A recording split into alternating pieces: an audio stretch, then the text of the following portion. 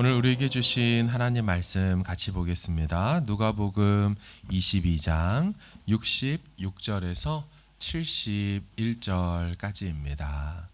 누가복음 22장 66절에서 71절까지입니다. 가지고 계신 신약성경 137면 정도에 있는 말씀입니다. 우리 찾으셨으면 한 절씩 교독하도록 하겠습니다. 날이 샘에 백성의 장로들 곧 대제사장들과 서기관들이 모여서 예수를 그 공회로 끌어들여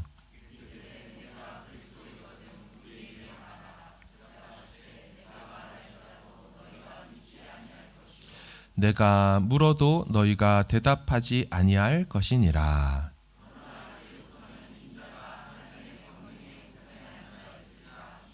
다 이르되 그러면 네가 하나님의 아들이냐 대답하시되 너희들이 내가 그라고 말하고 있느니라. 그들이 이르되 어찌 더 증거를 요구하리요 우리가 친히 그 입에서 들었노라 하더라. 아멘. 할렐루야. 아멘. 우리 좌우 앞뒤 계신 분 서로 축복하길 원합니다. 오늘도 주께서 은혜 주십니다. 은혜 주십니다. 아멘. 아멘. 누가복음 107번째 믿어짐이 복입니다. 믿어짐이 복입니다. 제목으로 은혜를 나누겠습니다. 옛부터 고집을 일컫는 말들이 좀 있었습니다.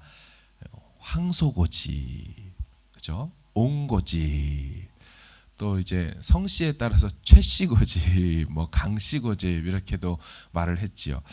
요즘에는 우리 것만 쓰는 음식점을 가리켜서도 무슨 고집으로 한다 이런 표현을 쓰기도 했습니다. 어릴 적에 고집이 있던 분들이 계시지요. 부모님께 혼을 나도 좀처럼 잘못됐다고 인정하기를 이제 거절하거나 아니면 막 손바닥을 맞아도 끝까지 죄송하다고 말하지 않았던 그런 모습들이 있지요.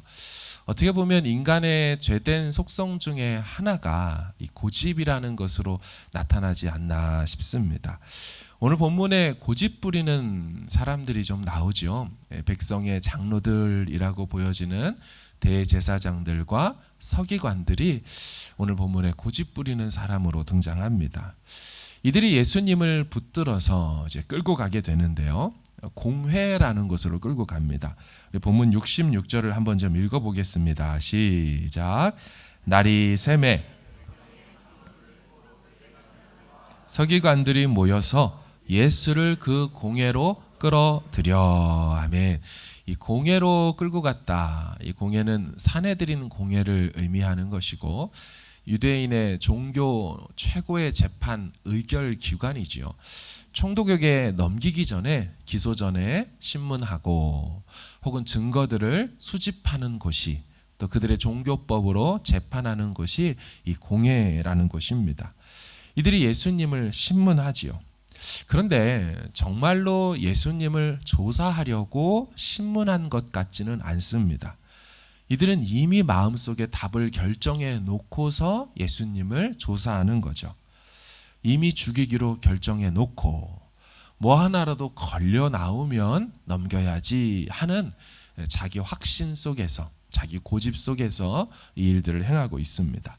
그들이 두 가지 질문을 예수님에게 합니다. 67절과 70절을 보시면 이르되 네가 그리스도이거든 우리에게 말해라. 두 번째, 다 이르되 그러면 네가 하나님의 아들이냐, 네가 그리스도냐, 네가 하나님의 아들이냐, 이 두 가지 질문을 해요. 정말 이들이 궁금해서 묻는 걸까요? 아니요. 이들의 내면에는 예수님이 무슨 말을 하든 믿지 않기로 이미 결정해놨습니다. 예수님이 혹 질문을 한다고 해도 그들은 대답할 마음이 전혀 없습니다. 본문 67, 68절을 한번 더 읽어볼까요? 시작. 이르되 네가 그리스도이거든 우리에게 말하라. 대답하시되 내가 말할지라도 너희가 믿지 아니할 것이요 내가 물어도 너희가 대답하지 아니할 것이니라. 아멘. 예수님은 이미 다 알고 계시죠. 그들 마음에 완고함이 있어요. 고집이 있어요. 어떤 말을 해도 믿지 않을 작정을 하고서 예수님과 대화를 하고 있는 것입니다. 저들의 문제는 예수께서 그리스도이심에 대한 증거 부족에 있는 게 아니고 더 증거가 없기 때문에 우리가 당신을 못 믿습니다 이런 게 아니고, 이들의 문제는 아예 믿지 않으려고 마음을 닫아놨기 때문에 이런 문제가 일어난 것이죠. 일찍이 남유다의 왕이었던 시드기야라는 사람도 당시 선지자였던 예레미야가 무슨 말을 해도 믿지 않기로 결정했던 적이 있어요.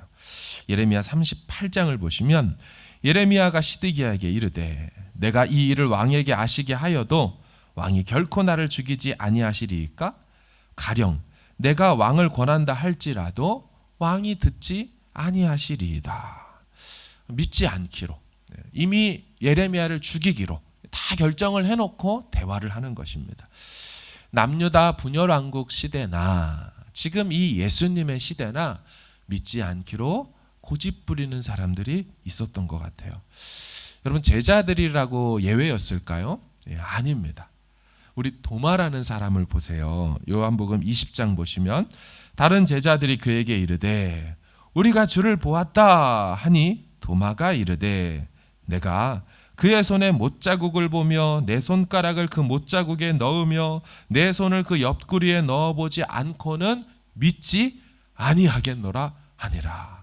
아무리 증인들이 신뢰할 만한 3년을 같이 했던 친구, 이 동료들이 예수님을 내가 부활한 거 봤다라고 해도 나는 믿지 않을 거야. 마음에 결정을 해버렸다라는 것입니다.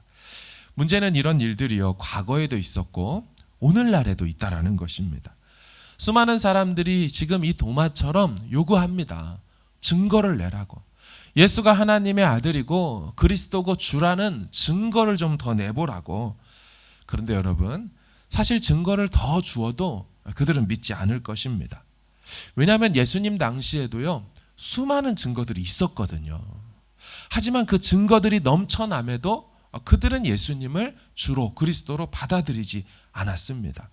사도 요한이 그의 복음서에 이미 이렇게 얘기를 했거든요. 한번 요한복음 21장 봐보세요. 예수께서 행하신 일이 이 외에도 많으니 만일 낱낱이 기록된다면 이 세상이라도 그 기록된 책을 두기에 부족할 줄 아노라. 무슨 얘기입니까? 당시 엄청나게 많은 사건들이 있었다는 거예요. 요한복음에 기록하지 못할 정도의 어마어마한 양들이 있었고, 그거 다 기록한다면 이 책을 세상에 둘 수 없을 것이다. 무슨 말입니까? 많은 증거들이 있어도 그들이 외면했다는 거죠. 증거가 부족해서 안 믿는 게 아니라는 거예요. 그 뒤에 있는 30절, 31절도 한번 좀 같이 읽어보겠습니다. 시작. 예수께서 제자들 앞에서 이 책에 기록되지 아니한 다른 표적도 많이 행하셨으나 오직 이것을 기록함은 너희로 예수께서 하나님의 아들 그리스도이심을 믿게 하려 함이요 또 너희로 믿고 그 이름을 힘입어 생명을 얻게 하려 함이니라. 아멘. 뭐라고 합니까?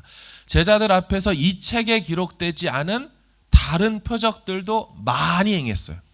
세상에 책을 기록해 둘 수 없을 정도의 수많은 기록되지 않은 표적들이 있어요. 하지만 사도 요한은 그 중에서 7가지 기적만 선별해서 요한복음에 넣어놨어요. 왜요? 7가지의 기적으로도 예수가 하나님의 아들이요 그리스도이심을 믿기에 충분하다는 걸 알았기 때문에 더 많은 증거가 필요 없다는 거죠. 하지만 그 당시 사람들은 자기 고집 때문에 받아들이지 않는 것입니다. 눈앞에 나타나신 하나님의 아들을 거절하고 거부하는 거예요. 믿음이 들어오는 길을 자기 고집의 죄성으로 막아서서 믿음 받기를, 예수를 그리스도로 받기를 거절하고 있었다는 것입니다. 오늘 본문은 참으로 안타까웠고 슬픈 장면 아닙니까? 왜냐하면 이들이 정답을 앞에 두고 오답을 계속 찍는 겁니다. 네가 그리스도냐? 역사상 수많은 그리스도가 있었습니다. 기름 부음 받은 자들이 역사상에 많이 있었죠. 선지자들이 다 그리스도였어요. 기름 부음 받은 자들이었어요. 왕들이 다 기름 부음 받은 그리스도였어요. 제사장들도 기름 부음 받아 세워진 다 그리스도였어요. 하지만 그 그리스도들은 진정한 그리스도인 예수님을 나타내고자 하는 예표였고, 진짜 그리스도, 진짜 크라이스트가 눈앞에 메시아로 왔는데 이들은 정답을 앞에 두고 뭐 하는 거예요?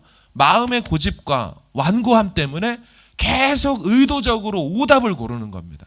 너는 그리스도가 아니잖아 하고 고르는 거죠. 네가 하나님의 아들이냐? 예, 하나님의 아들이 육신의 몸을 입고 자기들 눈앞에 떡 하고 나타나서 하나님의 말씀을 직접 육성으로 듣는데도 그들은 뭐해요? 오답을 골라요. 내가 그라고 얘기한들 니들이 믿겠냐? 자기들도 압니다. 여러분, 완고함과 고집이 정말 무서운 겁니다. 뭐 그럴 수도 있겠지. 어떤 분은 좀 고집이 세. 그럴 수도 있겠지. 살면서 나타나는 고집들 큰 문제가 되지 않아요. 하지만 하나님과의 관계에 있어서 하나님이 영적 축복들을 우리에게 부어준다고 할 때도 이 약속된 말씀 통하여 그 복들이 온다고 하는데도 계속 거절하고 영적으로 고집을 부리고 있다? 여러분, 이거 참 안타까운 일이죠. 여러분, 히브리서는요, 이 고집과 완고함이 죄와 연관이 있다라고 말을 합니다. 우리 히브리서 3장 한번 읽겠습니다. 시작. 오직 오늘이라 일컫는 동안에 매일 피차 권면하여 너희 중에 누구든지 죄의 유혹으로 완고하게 되지 않도록 하라. 아멘. 자, 완고함, 고집스러움 왜 일어난다고 합니까? 죄의 유혹으로. 죄가 어떤 사람의 삶에 계속 있을 때 죄의 유혹을 받게 되면 사람이 완고함으로 나타난다라는 거예요. 두 번째로 사무엘상을 보면요, 그 완고함이 우상 숭배와 연관이 있다라고 말합니다. 한번 같이 화면으로 읽겠습니다. 시작. 이는 거역하는 것은 점치는 죄와 같고 완고한 것은 사신 우상에게 절하는 죄와 같음이라. 아멘. 완고한 것, 그거는 우상 숭배와 같은 성격을 갖는데요. 왜냐하면 이 완고하다라는 히브리 단어 하자크라는 단어가요, 붙들다, 꽉 쥐다라는 거예요. 자기 욕심, 자기 애, 자기 정욕, 자기 경험, 자기 지식, 그것을 꽉 붙들고 말씀과 하나님을 붙들지 않으려고 하는 것, 좀처럼 놓지 않는 것, 이게 바로 이 완고함 죄의 본질이라는 것입니다. 종종 들어보셨을 거예요. 이제 아프리카 같은 데서 이 원숭이를 잡는 법 있죠. 밑이 동그란 이런 호리병, 하지만 입구 주둥이는 이제 좁아서 이 원숭이 손이 들어갈 만한 그 호리병 안에 땅콩을 집어넣는다고 하지 않습니까? 이 땅콩을 딱 넣어놓고 호리병을 한쪽에다가 나무나 이런 데다가 묶어두면 호기심 많은 원숭이가 오는 거예요. 뭐가 들었나고 막 흔들어 보니까 소리가 나죠. 보니까 자기가 좋아하는 땅콩이 있는 거예요. 거꾸로 들어보니 입구가 좁아서 하나씩 나오는 게 아니고 탁 막혀버리는 거죠. 속이 환장하는 거예요. 먹고 싶어 죽겠고. 어떻게 합니까? 그 손을 집어넣는 거예요. 들어가네? 잡아보니 한 움큼 잡혀요. 근데 문제는 빼질 수가, 나올 수가 없는 거예요. 나올 수가. 더 큰 문제는 자기를 잡으러 오는 인간 사냥꾼이 오는데도 놀래갖고 펄떡펄떡 뛰는데도 이걸 놓고 도망가질 못합니다. 꼭 쥔 채로, 자기 욕심에 꼭 쥔 채로 그것 때문에 자기가 죽는 줄도 모르고 호리병과 함께 잡혀가는 것이죠. 참 그 모습이 우리의 모습 닮아 있는 부분이 있더라는 거예요. 좀처럼 놓아야 하는데 자기 고집을, 자기 경험을, 자기 생각을 좀 놓고 하나님을 붙들어야지 믿음이 막 쑥쑥쑥쑥 그 통로를 통해서 복이 내려올 텐데 이거에 붙들려서 좀처럼 마음을 열지 못하고 믿음을 갖지 못한다라는 것입니다. 그런가 하면 이 완고함이라는 단어, 딱딱해지다 이런 뜻을 갖고 있어요. 딱딱해지다, 굳어지다. 하나님을 안 믿기로 작정한 사람들은 무슨 그게 사명이냐, 나는 교회 절대로 안 가리라, 한 번 정도 올 수 있지 않습니까? 절대로 안 온다는 거예요.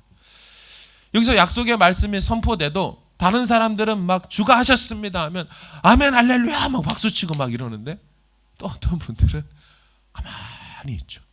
진짜? 그럴까? 에이.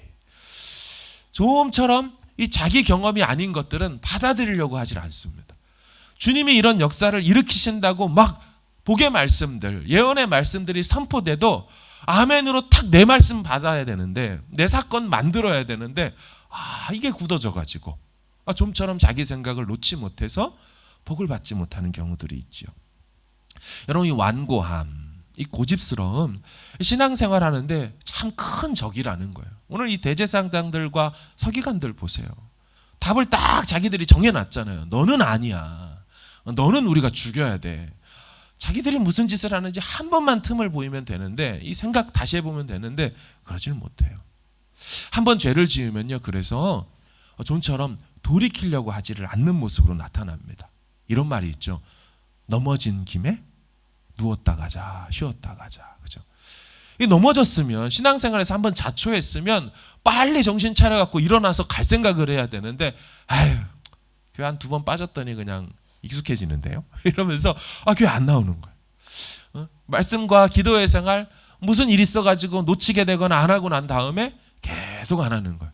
새해가 될 때까지 새 마음으로 하려고 그냥 한 해를 다 쉬는 것이죠. 스스로를 방치시켜버리는 겁니다. 스스로를 방치시키는 거. 안타깝죠. 그 고집과 강팍함과 완고함 때문에 복을 받지 못하는 거예요. 여러분, 우리 사람과의 관계도 그런 거 있지 않습니까? 너무 어떤 애가 예뻐가지고 어떤 어른이 뭔가를 좀 주려고 해요. 혹은 이웃 간에도 누군가가 뭘 좀 갖다 주려고 하는데 어떻게 해요? 아니라고. 아닙니다. 됐습니다. 이런 거 괜찮습니다. 이 마음 계속 거절하면 어떻게 됩니까? 주고 싶어도 못 주는 겁니다. 참 이 생각을 해보니까 하나님이 그러시지 않을까 싶어요. 좀 믿음의 통로를 통해 주고 싶고, 믿고 기도하면 부어주고 싶은데, 됐다고. 난 그냥 이대로 살 거라고. 계속 거절하고 고집을 부리니 삶의 복이 임하지 않는 것이죠. 이런 말이 있죠. 죄의 강물이 목까지 차올라도 그놈의 자존심 고집 때문에 버티다가 죽는다. 또 그런가 하면 꼿꼿하기는 서서 똥 누겠다. 얼마나 고집이 세면, 그렇죠? 서서 이러다가 이제 화장실에. 여러분, 자존심이 밥 먹여주나요? 특별히 그것이 하나님과의 관계에서 있어서는요, 참 어리석은 거예요. 하나님 앞에서는 자존심을 내세울 필요가 하나도 없어요. 자존심 다 버리고, 주님, 저 그냥 왔어요. 무너진 죄된 모습으로 저 왔어요. 제가 이런 사람인데 그냥 왔어요. 주님, 불쌍히 여겨주세요. 제가 뭘 포장하겠습니까, 주 앞에. 여러분, 이렇게 나오면 어떻게 돼요? 용서의 은혜가 부어지는 줄로 믿습니다. 주님, 저는 능력이 없어요. 저는 지혜가 없어요. 남들은 저보고 대단하다고 하지만 주님은 아시죠? 저 별거 없는 거. 저 헐랭이잖아요. 저 아무것도 아니잖아요. 여러분, 그렇게 나오면 주님이 능력도 주시고 은혜도 주셔서 지혜도 주실 텐데, 하나님 앞에서 막 버티는 거죠. 지혜가 부족하거든 후히 주시고 꾸짖지 아니하시는 하나님께 구하라, 그리하면 주시리라 하는데도 자기 경험 지식으로 버티고 하다가 그 하늘의 지혜를 받지 못한다는 거죠. 성경에 보면 이 시쳇말로, 우리끼리 하는 말로 꼬장 부리는 사람들이 등장하죠. 대표적인 사람이 바로 아닙니까? 바로가 그 마음을 옛날 성경 강팍하게 했다. 오늘날 우리 요즘 성경은 완악하게 해서 이스라엘들을 보내지 않는 것입니다. 출애굽기에 보면 11번에 걸쳐서 그 마음을 일부러 딱딱하게 만들어요. 스스로. 안 보내. 첫째, 둘째. 여러분, 10번 정도 맞으면 사람이 정신 차려야 되지 않습니까?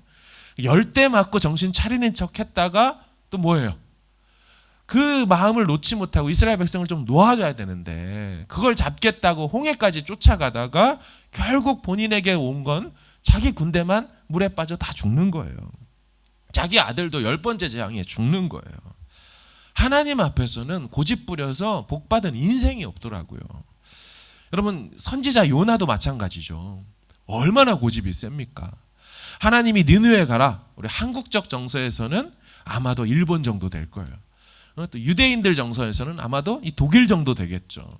자기들을 힘들게 하는 아수르, 그 나라의 수도에 가서 그 나라 사람들이 주께로 돌이키는 회개의 복음 전하라니까 너무 싫은 거예요. 자기 경험에 싫은 거예요. 그래서 지도를 보시면 어떻게 갑니까? 완전 반대편 다시스로 가죠. 이 다시스가 이 스페인을 가리키거든요. 당시에 세상 끝 반대로 도망가는 거예요. 배 타고 도망간다고. 하나님께서 어떻게 하십니까? 돌이키려고 타고 가는 그 배에 그냥 대풍을 불어가지고 폭풍우가 일으켜서 난리쳐서 깨우려고 하죠. 그 영을 깨우려고 하는 거예요. 정신 차리라고 흔들죠.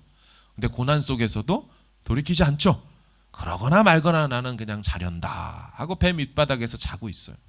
죽을 것 같으니까 선원들이 도대체 누구 때문에 일어난 것 좀 알자 해서 제비를 뽑았는데 어머, 딱 요나 탑승권이 딱 뽑힌 거예요. 이놈 어디 갔나 하고 찾았더니 배 밑에 자고 있었죠. 너 때문에 그래 이놈아. 요나가 뭐라 그래요? 나도 안다. 자기 때문에 그런지 안돼요. 아, 내가 사시는 하나님한테 거역해서 이런 일이 있다는 거 나도 안다. 알면 뭐 해야 됩니까? 주님, 저 때문에 이들이 고생합니다. 양심이 있다면 사람이. 근데 얼마나 완고한지 고집스러운지 뭐예요? 절대로 마음을 돌이키지 않죠. 그래서 이 사람들이 살겠다고 요나를 던진다고 하죠. 요나가 뭐라 그럽니까? 던져라. 던져라예요, 던져라. 물에 들어갔어요, 안 들어갔어요? 들어갔어요. 무슨 의미입니까? 요나 입장에서 주님, 내가 빠져 죽으면 죽었지 니누에로 안 가요. 와, 이게 똥꼬집인 거예요. 똥꼬집. 여러분, 그럴 필요가 없어요. 여러분, 우리는 하나님 앞에서 부드러운 마음을 구해야 할 줄로 믿습니다. 이 부드러운 마음, 이게 그러니까 아주 이 부드러운 마음이라는 뜻을 오해하시면 안 됩니다. 물렁인 사람, 줏대도 없고 생각도 없는, 그게 아니에요. 그게 아니에요. 정신 또렷합니다. 사리분별 제대로 해요. 하지만 하나님 앞에서만큼은 주님 뭐라 말씀하시든지 이해되지 않아도, 납득하기 어려워도, 순종 안 될 것 같아 보여도 내 지식과 내 경험을 다 내려놓고 주의 말씀이라면 나는 다 받아들입니다. 여러분, 이게 성령께서 부어주시는 새 영으로 말미암은 부어준다는 부드러운 마음인 줄로 믿습니다. 이 부드러운 마음, 복받는 마음이에요. 좋은 마음 바친 거예요. 뭐라고 얘기해도 다 하나님의 음성으로 들을 수 있는 거. 자, 여러분, 여기까지가 바로 이 인간의 모습, 이 바로 오늘 본문에 나타난 이 사람들의 모습이었어요. 자, 그런가 하면 예수님의 모습은 오늘 본문에 좀 어떻게 나타날까요? 겉으로 보면은 예수님이 그냥 끌려가지고 신문 받으러 가는 내용이 전부예요. 그런데 오늘 본문을 조금 다른 관점으로 한번 볼게요. 그게 무엇이냐면 예수님이 하나님의 어린 양이라는 측면으로 오늘 장면을 보겠습니다. 자, 그럼 어떻게 보일까요? 66절을 다시 한번 읽겠습니다. 시작. 백성의 장로들, 대제사장들과 서기관들이 모여서 예수를 그 공회로 끌어들여. 아멘. 자, 백성들이 예수를 공회로 끌어들였다라고 하죠. 예수님을 끌고 가는 겁니다. 자, 어디로, 누구에게로 정확히 끌고 갈까요? 자, 마태복음하고 마가복음 보세요. 예수를 잡은 자들이 그를 끌고 대제사장 가야바에게로 갑니다. 자, 마가복음, 그들이 예수를 끌고 대제사장에게로 갑니다. 자, 정리하면 그들은 예수님을 끌어서 제사장 가야바 안나스한테 갔습니다. 여러분, 이 장면은 구약의 장면에서 좀 본 적 있는 장면입니다. 누군가를 잡아 끌고, 어떤 대사인가를 잡아 끌고 제사장에게로 가는 거. 어디서 그럽니까? 언제 그럽니까? 그렇죠. 구약의 제사적 관점에서 보면 이런 일이 있어요. 자, 레위기 6장 6절 보세요. 그는 또 그 속건 제물을 여호와께 가져갈지니 그건 네가 지정한 가치대로 양떼 중 흠없는 순양을 속건 제물을 위하여 제사장에게로 끌고 갈 것이요. 자, 레위기 5장 6절. 그 잘못으로 말미암아 여호와께 속죄제를 드리되 양떼의 암컷 어린 양이나 염소를 끌어다가 속죄제를 드릴 것이요 제사장은 그의 이름을 위하여 속죄할지니라. 여러분, 무슨 말입니까? 오늘 본문은 예수님을 어떻게 그리고 있어요? 구약의 제사 속에 나타났던 제물, 어린 양으로 그리고 있죠. 그래서 그 죄인들이, 그렇죠? 죄인들이 어린 양을 끌어다가 제사장에게 가고 있는 것으로 성경은 그리고 있습니다. 바로 예수님이 구약에 예표되었던 그 어린 양 제물이라는 거예요. 자, 그러면 한 가지 더 있습니다. 자, 제사장은 백성들이 끌고 온 이 제물을 받아서 뭐 합니까? 각뜨기 전에 점검하지요. 제물이 제물로서 합당한지, 정확한 표현으로는 흠없고 점없는 제물인지를 확인하는 과정을 거치죠. 자, 오늘 본문에 그들이 끌고 온 예수님을 제사장들이 뭐 합니까? 신문하죠. 죄가 있는지 없는지를 신문하죠. 결론이 어떻게 됐어요? 아무리 죄를 찾아도 죄를 찾을 수 없었죠. 흠이 없다는 게 드러나 버렸습니다. 곧 예수께서 제물로 드려지기에 합당한 제물임이 증명됐죠. 다음 주 본문에는 비유대인인 빌라도 총독의 신문이 있어요. 이방인이 신문하고 죄를 찾아도 빌라도가 뭐라고 선언해요? 죄가 없다. 흠이 없다. 하나님께서 준비하신 이 인류를 위한 제물인 어린 양 예수는 유대인이나 비유대인이나 아무리 뒤져봐도 절대 죄를 찾을 수 없는 흠없는 제물 어린 양이다라고 본문이 재판 과정을 통하여 증명해 주고 있어요. 다른 복음서를 보면 거짓 증인들도 세웁니다. 억지 주장도 해봐요. 하지만 죄를 찾을 수가 없죠. 마가복음 14장 한번 읽겠습니다. 시작. 대제사장들과 온 공회가 예수를 죽이려고 그를 칠 증거를 찾되 얻지 못하니 이는 예수를 쳐서 거짓 증언하는 자가 많으나 그 증언이 서로 일치하지 못함이라. 아멘. 괜히 재판 과정이 상세히 기록된 게 아닙니다. 이분이 우리의 죄를 위해 죽어주실 합당한 제물로서 지금 자격을 갖고 있는 분이다. 이걸 드러내주는 거죠.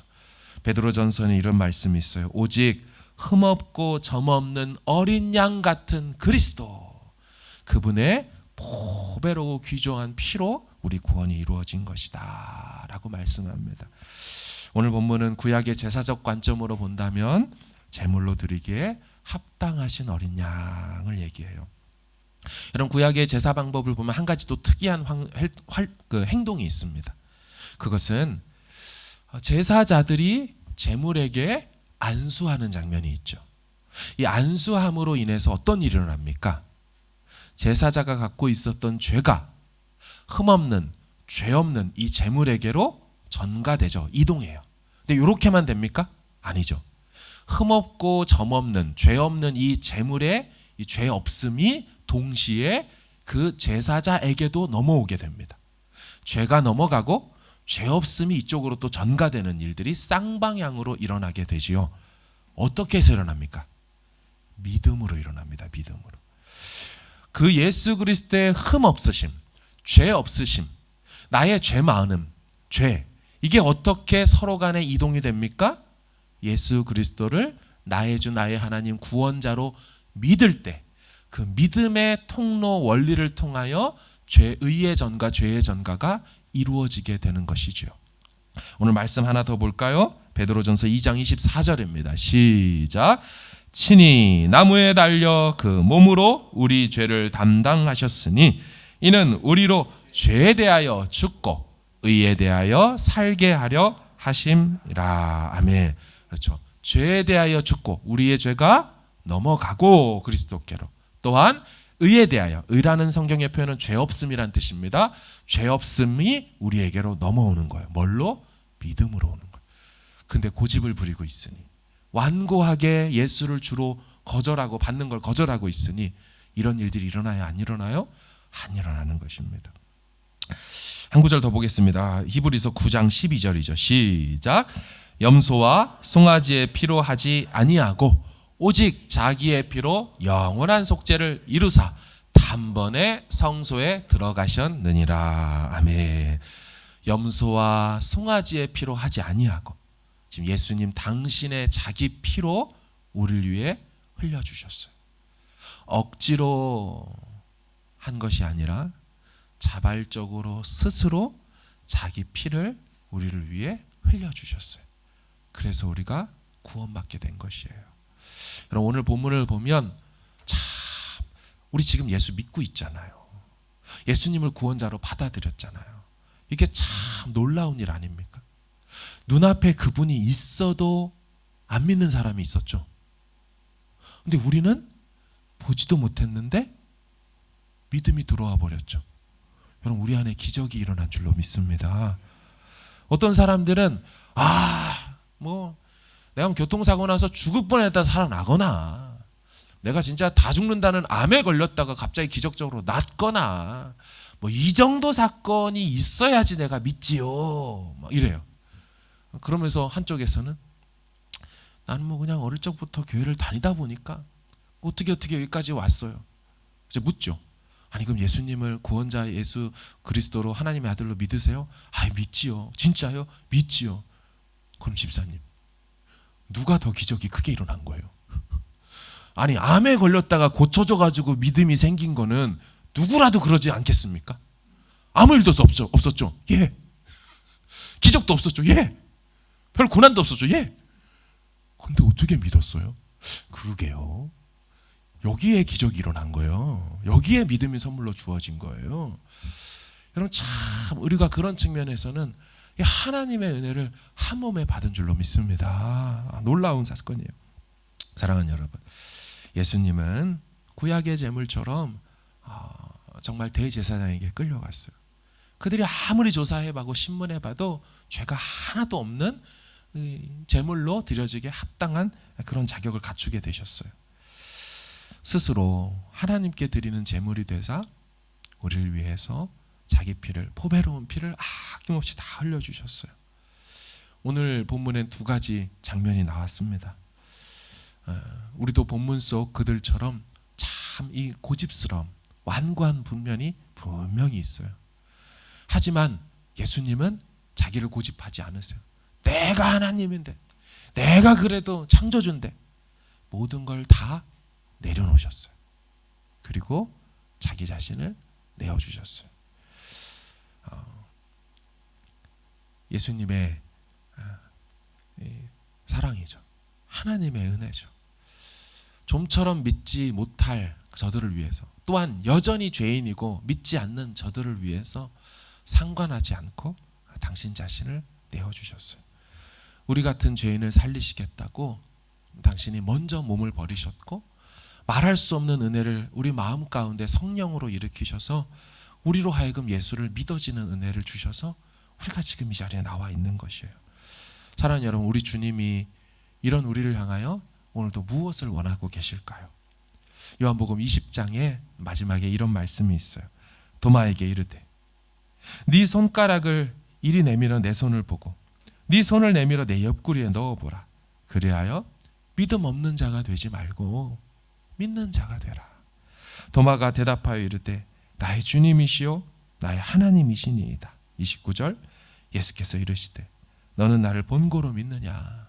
보지 못하고 믿는 자들은 복되도다 하시니라. 보지 못하고 믿는 자들, 우리를 가르쳐 주시는 거예요. 볼 수 없잖아요.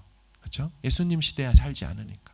근데 보지 못했는데도 믿음이 찾아오는 자들, 마음의 고집과 완고함을 다 내려놓고 예수를 나의 주 나의 하나님 구원자로 받아들이며 그분 인도 따라 살기로 하는 자들 복되다고 선언하시는 거예요. 여러분, 믿는 것이 복인 줄로 믿습니다. 믿어짐이 복이 되는 줄로 믿습니다. 이 십자가의 은혜를 이번 한 주도 마음껏 누리실 수 있기를 바라요. 삶의 영역에서 혹 하나님께서 부르시는데 고집하는 거 혹시 있으세요? 내가 그것까지는 못해요. 그건 아니에요. 난 그냥 이대로 살 거예요. 혹시 하나님께서 이런 부분을 좀 깨트리고 네가 믿음으로 한 걸음 더 나았으면 좋겠다. 네가 그 손을 한번 좀 내게 내밀었으면 좋겠다. 내가 인도해 줄게. 내가 끌어줄게. 여러분, 하나님 앞에서 다 내려놓고 부드러운 마음, 성령이 주시는 그 부드러운 마음으로 이번 한 주도 복의 은혜를 마음껏 누리실 수 있기를 주의 이름으로 축원합니다.